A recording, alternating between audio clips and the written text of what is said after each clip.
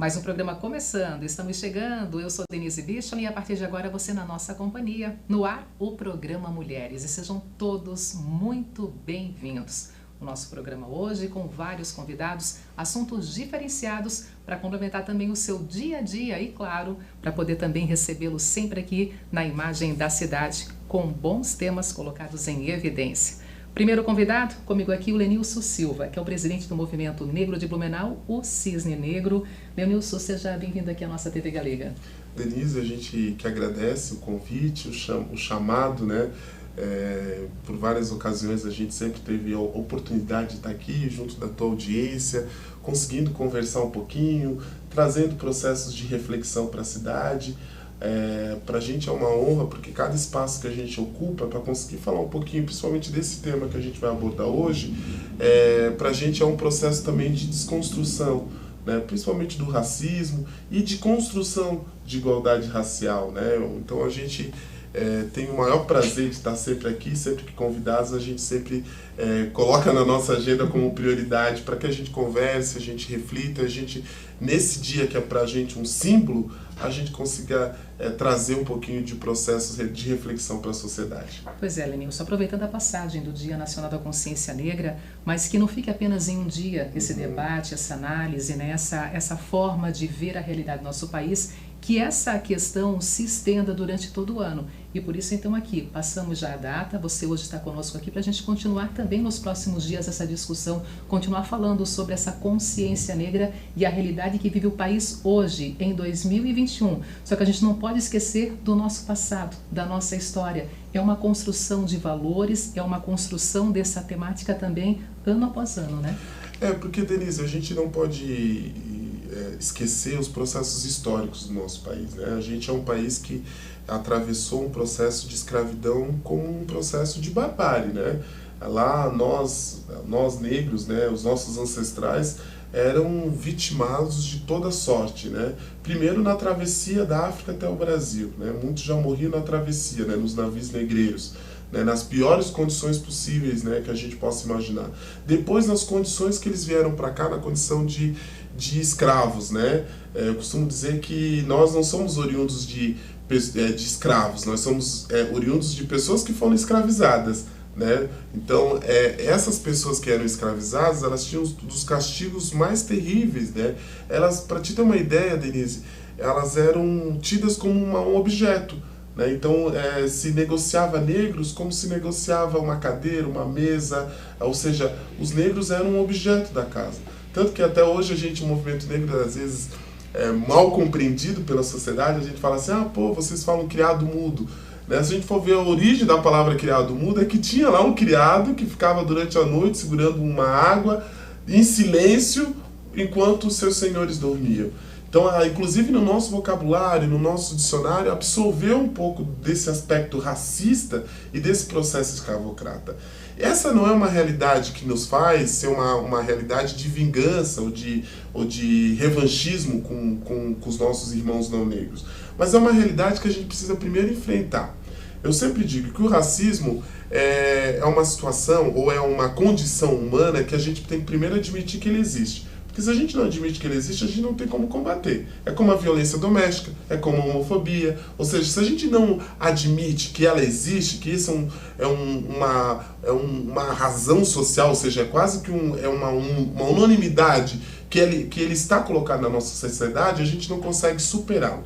Então a gente tem que primeiro admitir. Depois a gente tem que buscar formas de enfrentá-lo, né? Então nós, o movimento negro, a gente tem uma origem justamente de colocar a população negra como uma população que também é uma população que luta por direitos, né? E lembrando, Denise, que o problema do racismo, a situação de racismo, ela não é um problema só da população negra. Ela não deve ser.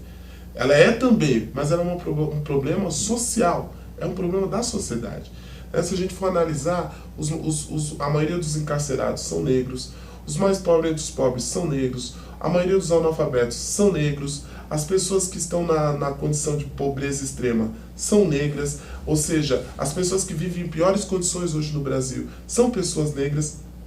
E esse diagnóstico desse Brasil negro, né, nesse sentido da desigualdade, é que a gente precisa, a partir desse retrato desse Brasil, começar a construir formas de superação. Nós tivemos nos anos 2000, né, principalmente nos governos populares, a gente teve um avanço, principalmente na agenda do movimento negro, né? A gente teve uma lei que incluiu, né, os assuntos relativos à história e à cultura afro-brasileira na educação.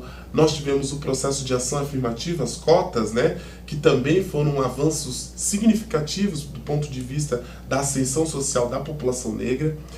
Se a gente for avaliar também a instituição do Conselho Municipal, do Conselho Nacional de Combate ao Racismo e de Igualdade Racial e da Secretaria Nacional de Combate ao Racismo e de Igualdade Racial, de promoção da igualdade racial, elas foram instrumentos importantíssimos do ponto de vista da superação do racismo.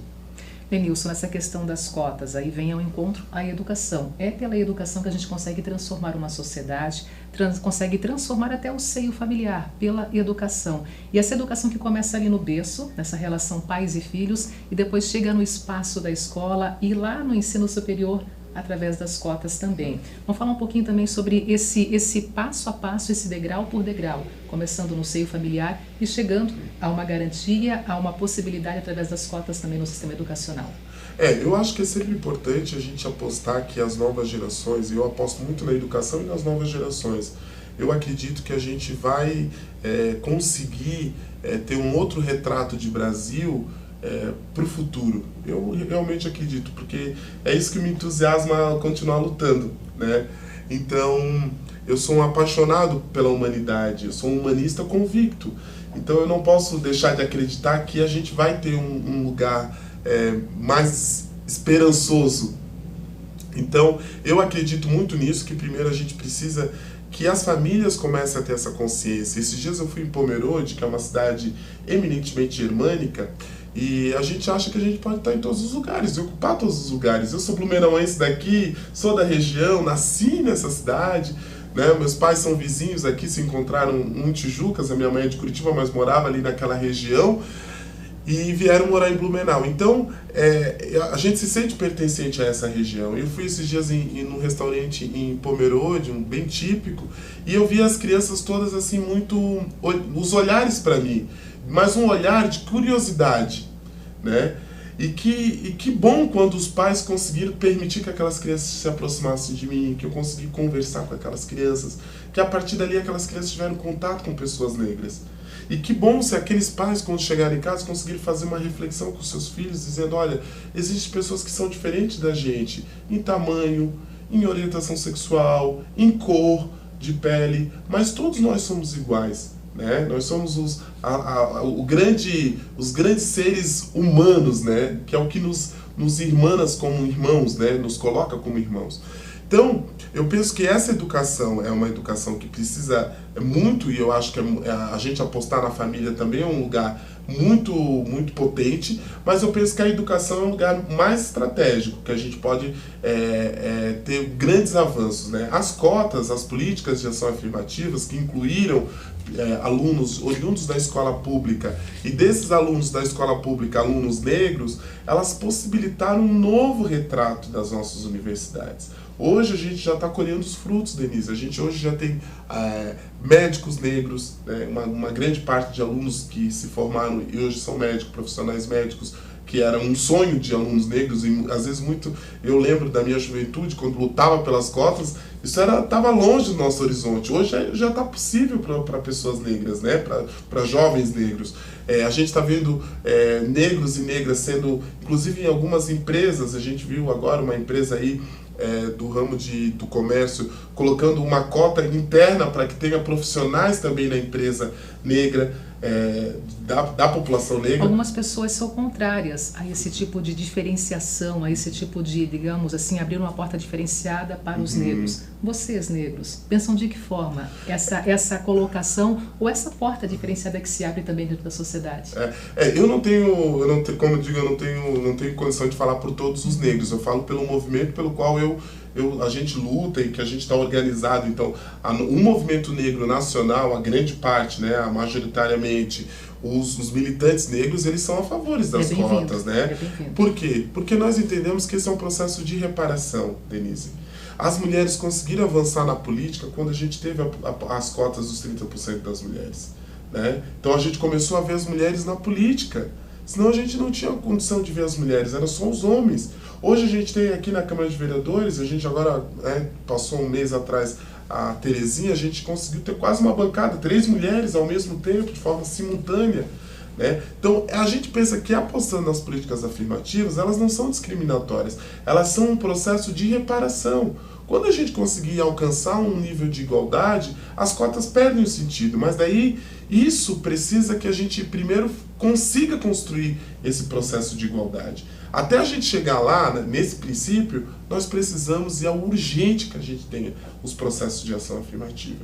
Então, primeiro não é colocar o negro. Primeiro que um dos mitos das cotas que a gente precisa desconstruir é o primeiro que a gente não precisa fazer o processo de vestibular. Todos os negros precisam passar pelo processo de vestibular. Segundo, que a gente achava que as universidades públicas iam cair, né? Que elas iam baixar a qualidade.